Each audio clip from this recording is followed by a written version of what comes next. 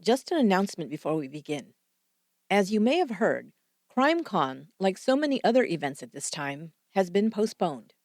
But not to worry, there will still be a CrimeCon in 2020. The date has been changed from May 1st to October 30th. It will still be held in Orlando, Florida, and Once Upon a Crime will still be featured on Podcast Row. I'm so excited to see you all, and because we have extra time, we're planning to have some extra special gifts and surprises for you when you come out to see us. You can still purchase your tickets at crimecon.com, and the offer code OnceUpon2020 is still good for 10% off your registration.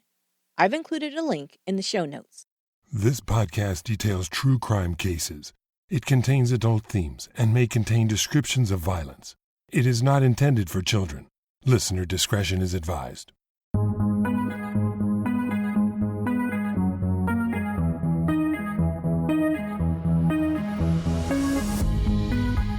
Thank you for joining me for today's episode of Once Upon a Crime. Step-parents have always gotten a bad rap.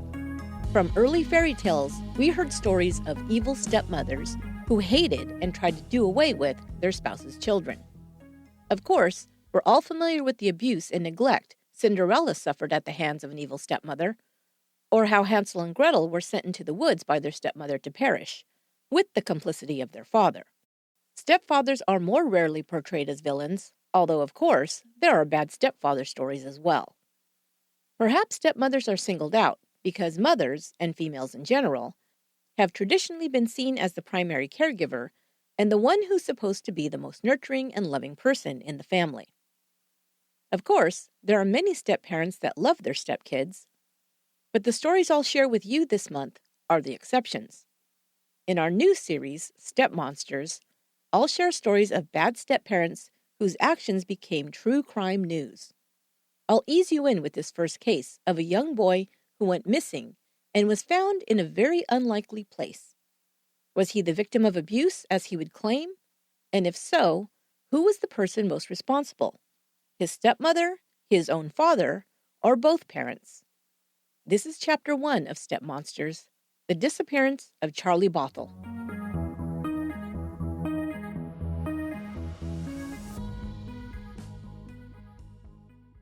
Charles Bouthell IV's son was missing. 12-year-old Charles V, who was called Charlie, and I'll refer to him by his nickname so as not to confuse the listener, had been living with his father and stepmother, Monique Dillard Bouthell, in his father's Detroit condo. Also living in the home were his younger half-siblings, ages 4 and 10 months. Charles Bouthell reported that his son had been working out in the family's home gym on June 14th and went to the bathroom at about 9 p.m. He never returned. Officers searched the home and surrounding area for the 12-year-old, but came up empty. Pictures of the handsome little boy with the big bright smile, dressed in a pinstripe suit and tie, flashed on news programs and were plastered around Detroit. Where was little Charlie? How could he have gone missing from his own home? Had he left the building without his parents' knowledge? The Bouthells lived in a relatively safe upper-middle-class neighborhood located just outside the boundaries of downtown Detroit. There were parks and green spaces close by where children and teens met up for pickup basketball games or to play with friends. But Charlie reportedly had vanished without a word to his father or his stepmother, Monique. At first, the police wondered if perhaps he hadn't run away. Had there been any problems at home between Bouthell and his son? No, Charles responded. The boy could sometimes be a handful, but lately he'd been doing very well. He said his son needed structure, and he provided that for him. Bouthell said he'd seen an improvement in his son since Charlie began living with him and his wife in 2011. Charlie's mother, Africa Shipping, resided nearby, but she'd had trouble handling her son's behavior, which was the reason she sent Charlie to live with him, Bouthell said. Officers widened the search, and when Charlie wasn't found after almost a week, the FBI and state officers were called in to assist. Both Charles Bouthell and his ex-wife, Africa Shipping, pleaded on television for their son's safe return. The police soon turned their attention to the last people in contact with the missing boy, his father and stepmother. After interviewing them both extensively, they asked them both to take a polygraph test.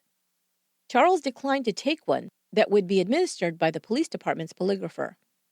He didn't like the way detectives were implying that he was involved in his son's disappearance. When the FBI's expert offered to administer the test, Bouthell agreed, but it came out inconclusive. Charlie's stepmother, Monique Dillard Bouthell, also declined to take a polygraph test. She was not administered one by the FBI. As the investigation continued, detectives searched texts made between Bouthell and Monique in the hours before Charlie went missing. They communicated with each other several times, discussing the boy's daily exercise routine, which seemed to be very important to his father. In the texts, Monique reported that Charlie had not been completing the workouts his father had set for him as part of his daily schedule. Charles's answers suggested he was angry and at the end of his rope with his son. Threatening to ship him off in what would later be clarified as a military boarding school, Charles writes, "He, meaning Charlie, lacks the discipline and core character to become a doctor, nurse, scientist, period. Maybe time and continued effort might help, but I have no reason to be hopeful at this point. Let's get this money and get him gone." End quote. Charles would later explain the text, saying he was desperate to get his son on the right track, and was referring to getting money to send Charlie to boarding school. Then on June 25th, 11 days after his son had gone missing, Charles Bouthell would receive information regarding the whereabouts of Charlie, live on national television.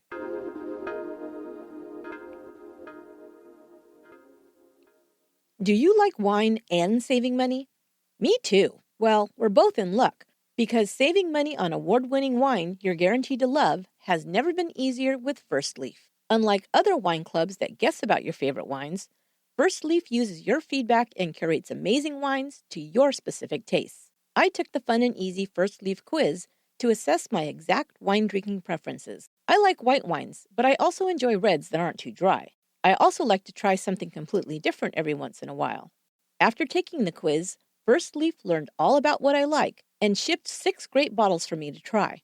I got my introductory 6-pack of wine for just $29.95, and these wines normally go for at least $20 a bottle. Then I got to taste them and rate them online. First Leaf then takes the ratings and selects more unique wines for me based on my tastes for my next shipment. And if you use my link, you'll get an exclusive intro offer. 6 bottles of wine for only $29.95 plus free shipping. Just go to tryfirstleaf.com/once. First Leaf is so confident in the quality of their wines, they even have a 100% satisfaction guarantee. I liked all the bottles First Leaf sent me, but if you have one or more you're not feeling, they'll cover it completely. So go to tryfirstleaf.com/once to take the easy quiz and get your first 6 bottles for $29.95 plus free shipping. We'd also like to thank Hask for sponsoring today's episode. Did you know that Hask hair care products are used on more Hollywood film and TV sets than any other hair care product? Well, I can tell you that's because Hask offers good-for-you hair formulas that won't break the bank. Their shampoos, conditioners, deep conditioners, shine oils, and dry shampoos are designed to treat and repair all hair types and are made from clean ingredients. One of my very favorite Hask hair products is their amazing dry shampoos. Hask is all about second-day hair, as am I. They offer 4 lightweight dry shampoos: biotin, coconut, charcoal, and chia. Guys, I've tried several dry shampoos, all with varying results, but I fell in love with their coconut dry shampoo. My hair is long, but more fine in texture, and some dry shampoos can weigh it down and leave it looking lifeless. Yuck. Hask's dry shampoos are truly lightweight, making my hair look and feel fresh and clean, and they smell amazing. Each Hask dry shampoo is formulated with rice starch, which hydrates, nourishes, and softens hair, treating it while extending the life of your blowout or reviving it after your workout. And all Hask products are color safe, free of sulfate, parabens, and artificial colors. They're also cruelty-free. Made with ingredients like coconut oil, dragon fruit, hibiscus, orchids, and papaya, they cover the needs of every type of hair and smell incredible. The Hask Dry Shampoo Collection and other products are available on Amazon.com, as well as online and in-store at Ulta, Walmart, Target, and CVS. And we're excited to announce that Hask is now hosting weekly giveaways for our listeners. You can win a $100 prize pack that includes shampoos, conditioners, leave-in sprays, dry shampoos, and more. For your chance to win, Enter the giveaway at haskbeauty.com/once.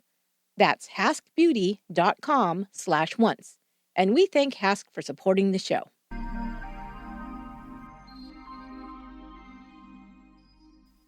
The story about the 12-year-old boy who'd vanished from his Detroit condominium made the national news. On June 25th, Charles Bouthell was asked to be interviewed for a live feed on the television program Nancy Grace. Nancy Grace, a former prosecutor in Atlanta, Georgia, had become a legal analyst and television journalist, with a show that had been reporting on crimes and court cases since 2005. She had a confrontational style that brought in viewers, but often made her legal opinions controversial. Nancy Grace had been sharing news about the missing boy on her program since soon after he'd gone missing, and Bouthell was invited on to give an update on the case. While Bouthell was in the middle of answering a question, Grace interrupted him and announced that his son had just been found.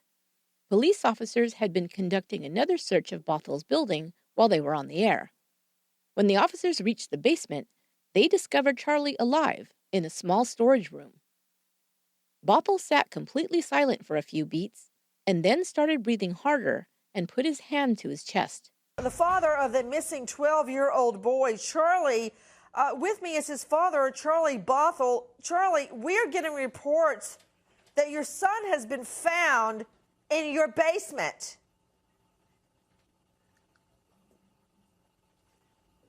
Sir? Mr. Bouthell, are you... What? Yeah, we are getting reports that your son has been found alive in your basement. What? Yes, that's what, if you could hand me that wire very quickly. Yeah, we're getting that right now from how could your son be alive in your basement? Oh, shit. I have no idea.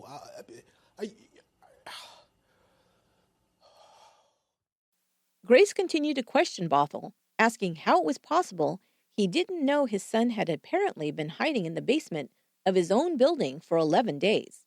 It was clear that she didn't believe that the man was surprised at hearing this news and implied that he was involved in his son's so-called disappearance. Bouthell spoke with the media immediately afterward and adamantly denied knowing where his son had been. Quote, "For anybody to imply that I somehow knew my son was in the basement is absurd," he stated to reporters who'd converged outside his home. "I thought my son was dead," he cried, his voice cracking. He then threw himself on a stunned reporter, hugging him tightly and crying into his shoulder.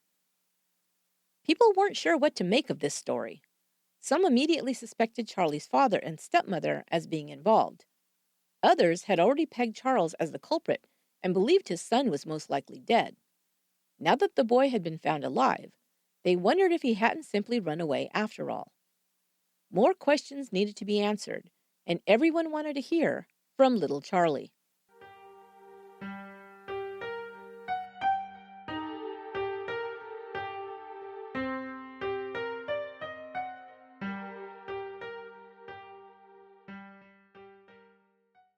The afternoon that Bouthell was being interviewed on television, Michigan State Police were conducting a thorough search of the Bouthell's condominium building located on Nicollet Place. Detective Sergeant Kenneth Drucker was in the building's basement with his partner and were checking out a small storage closet. Drucker would later testify that he wasn't specifically searching for the boy at that time, but thought perhaps there were clues that might have been overlooked in previous searches of the building. He would also say that he wasn't certain the basement closets had ever been searched before, but he doubted it. They were mostly small, crowded rooms full of tenants' stored possessions like furniture, boxes, and other items. The room he entered was no different. Items were packed into the small space, making very little space to walk around. Drucker shined his flashlight on a blanket on the floor. His partner had noticed it too, and saw what looked like food left behind nearby. Drucker's flashlight beam illuminated the side of a 55-gallon barrel in the middle of the room. Next to it were stacked up boxes on either side. Sergeant Drucker noticed movement behind the barrel. He called out, identifying himself, and ordered the person to show themselves. Charlie stood up, and Drucker immediately recognized him as the missing boy. "Are you all right?" he asked Charlie. Charlie answered that he was okay and walked up to the officer. He gave Charlie a big hug, relieved to have found him alive. Charlie was wearing a t-shirt, pajama pants, and socks when he was found. There were Gatorade bottles, protein bars, and what appeared to be chicken bones found on the blanket. Charlie appeared to be thinner than when he was last seen. He said he was hungry. He was given a bottle of water and food from McDonald's. Charlie was taken to a hospital for observation. His mother was informed that her son was alive, and she rushed to the hospital to be by his side. Charlie had only one question for the sergeant as he was being transported to the hospital. "Is my father home?" he asked. The officer told him he wasn't. "Good," Charlie replied.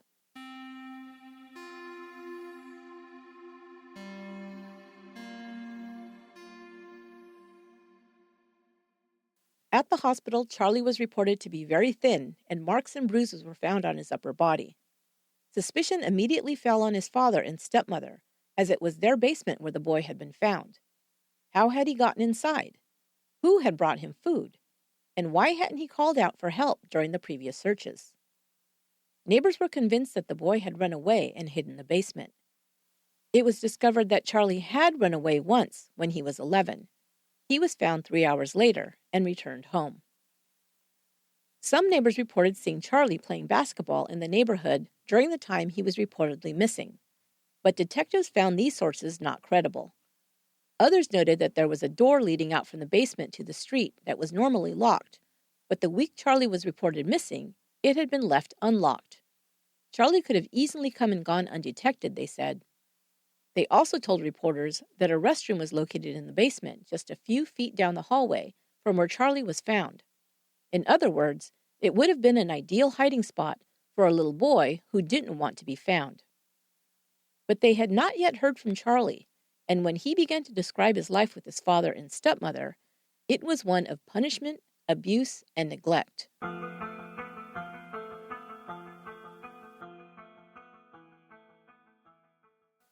In November of 2011, Charlie came to live with his father, Charles Bouthell IV, and his stepmother, Monique Dillard Bouthell, in the Lafayette Park neighborhood of Detroit.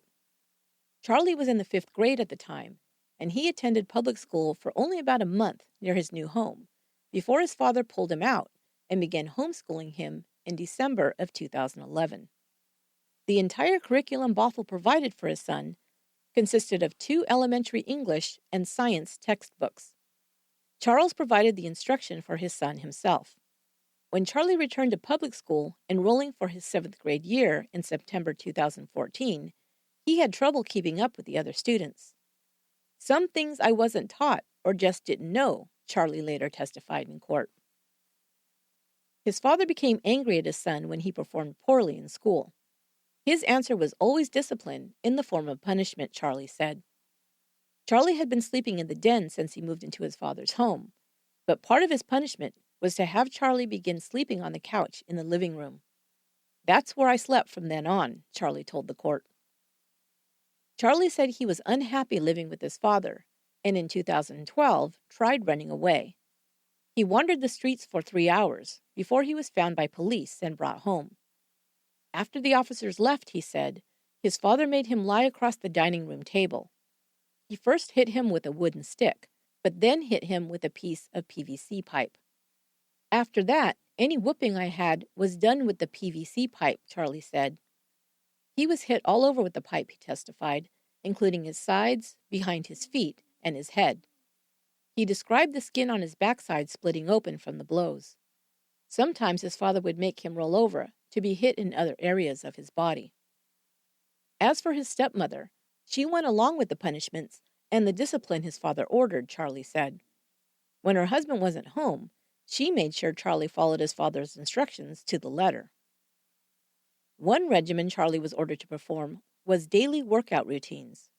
Charlie described these workouts as beginning at 5 a.m. He was first required to drink a protein shake and then start his workout, which could last for up to 4 hours. He was made to complete 100 push-ups, 200 sit-ups, 100 jumping jacks, and work out with a 25-pound weight. He was also required to complete 5,000 revolutions on an elliptical machine. If he didn't complete his workout, he would be punished.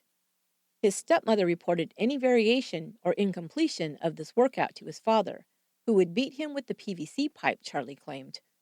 His stepmother sometimes joined in and beat him too. She would punch me, and one time I got choked, he said. Charlie said he begged them to stop and promised to, quote, do better, unquote. He said his father threatened to send him to military school in Utah or Haiti. His stepmother terrified him by telling Charlie, quote, she could kill me and nobody would know since I was homeschooled, unquote. Charlie was not allowed outside without his stepmother, and he rarely left the house. Sometimes he went with her to the grocery store or to drop off his half-brother at school, but he was unable to socialize with other kids, so he had no friends. On June 14, 2014, Charlie did not complete his workout, and his stepmother took it upon herself to punish him. Monique Bouthell took her 12-year-old stepson to the basement of their building, according to a court filing. There he was placed behind boxes and other items and told to, quote, not come out no matter what you hear, unquote. He testified that he was afraid to come out and didn't know if his father was aware that he was in the basement, although he believed that he probably knew. No one brought him food, and he admitted that he snuck upstairs and took food when he knew no one would be home. He used the toilet that was located in the basement bathroom. He was not locked in the basement room, but feared what would happen to him if he disobeyed and was discovered to have left the room. Did Charles know where his son was for the entire 11 days he was left in the basement? It's unclear, but it seems the boy was left there alone and not checked on or provided with food or water. Someone reported him missing to police. This is why I suspect it's possible that at first, Bouthell didn't know his wife had put his son in the basement. It wasn't a punishment he'd been given before, so it wasn't authorized by her husband. Bouthell's text to his wife only threatened sending him away to boarding school, not locking him up. Charlie had already tried to run away once and was brought home by police. Afterward, he was physically punished by his father, with the beatings becoming worse from that day forward. It then makes sense that when he heard the police searching for him, he would remain silent. Charlie believed that, rather than helping him, bringing police into the situation would only make matters worse. Add to that his stepmother's command not to come out of the basement room no matter what he heard, and the child became a virtual prisoner. She said if I heard anything just to shut up and be quiet, Charlie later testified. I didn't know what was going to happen to me if I didn't listen. I had been threatened before that she would kill me. After hearing the boy's claims, police returned to the Bouthell residence. They found blood in the boy's room and questioned Charles about beating his son. According to police reports, Charles Bouthell admitted to striking his son with a piece of PVC pipe. Charles and Monique Bouthell were arrested and charged with child abuse and torture. Charlie was put into the custody of his biological mother, Africa Shipping. The Bouthells' other two children were removed from their home by Child Protective Services until the police investigation into the child abuse charges was completed. Monique Bouthell was on probation at that time for a previous arrest on a gun charge. She had pled guilty to purchasing a gun without a permit and placed on 2 years probation. She was taken into custody on the warrant and later released on $5,000 bond and ordered to wear an ankle monitor. Both she and her husband pled not guilty to the charges of child abuse and torture.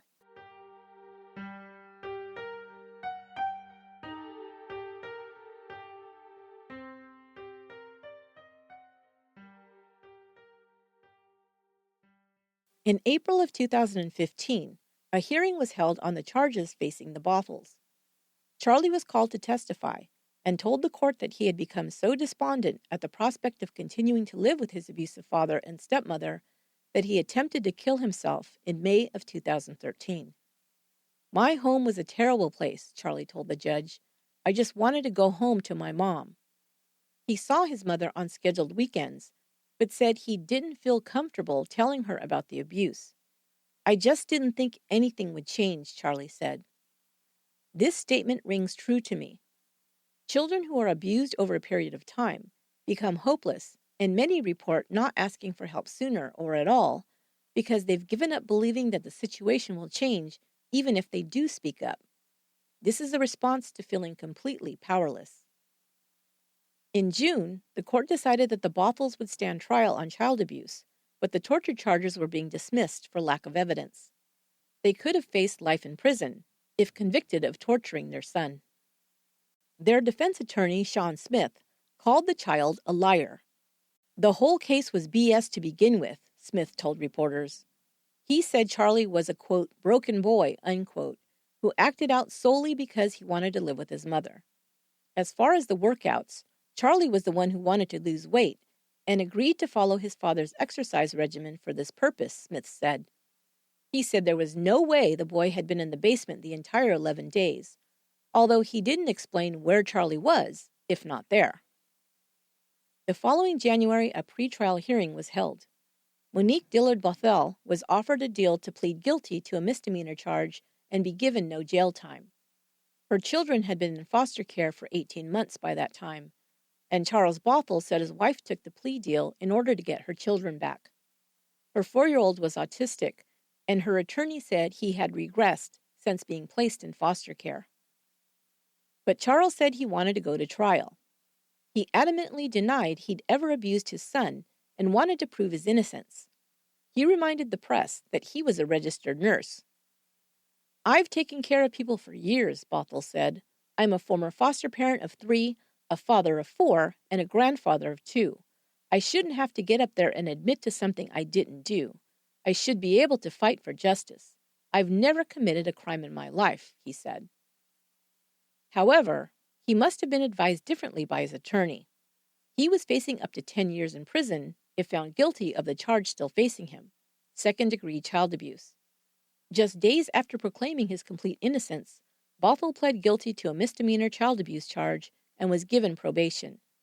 He was also ordered to attend anger management classes and placed on 18 months probation. In addition, a no-contact order was issued. He would no longer be allowed to see or speak to his son, Charlie.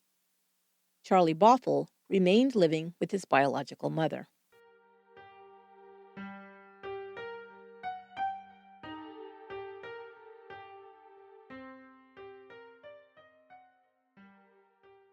In 2017, Charles Bouthell sued Nancy Grace and Time Warner, Inc.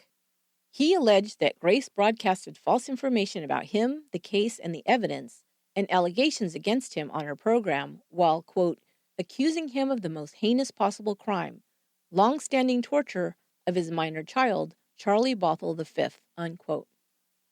He said in addition to reporting false information about him, she also called him a, quote, garden-variety sadist, unquote, in front of an audience of millions.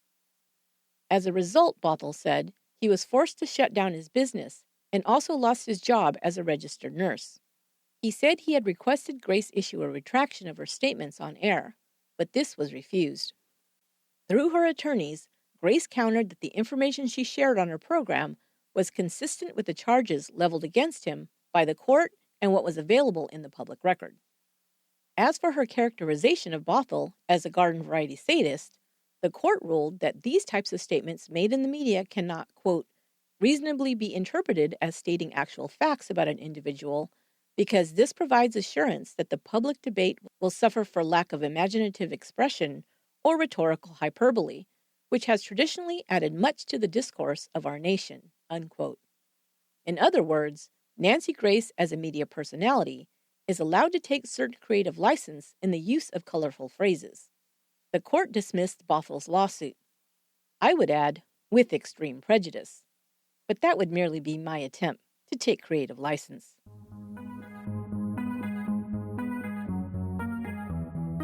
That will do it for this episode of Once Upon a Crime. I'll be off next week for the holiday, but there are still 2 more episodes to come this month in the series StepMonsters, and I hope you'll join me then. As a gift to all my listeners during this challenging time, I've made this month's bonus episode on Patreon available to everyone. Go to patreon.com/onceuponacrime to listen. While you're there, you can check out how you can become a patron, and for as little as $2 per month, get more bonus episodes, early release ad-free episodes, and more.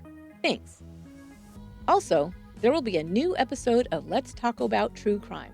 On that podcast, I and a guest discuss something new and trending in true crime, and this time we'll be discussing something that's taken true crime fans by storm, the Netflix series Tiger King. That episode drops on April 16th. There's a link in the show notes to subscribe to Let's Talk About True Crime. Join us. It's always a wild ride. Did you know that Once Upon a Crime is also on YouTube? You can subscribe to the show there as well. It's a good place to send a friend who you want to introduce to the show, but maybe isn't quite yet a podcast listener. Just look for Once Upon a Crime podcast on YouTube. There's also a link for the channel in the show notes. Once Upon a Crime is written, produced, and edited by me, Esther Ludlow. Our administrative, research, and production assistant is Lorena Garcia. Our copy editor is Crystal Durnan, and original music is by Aaron Michael Goldberg. Thanks for listening and telling a friend. Until next time, be good to one another.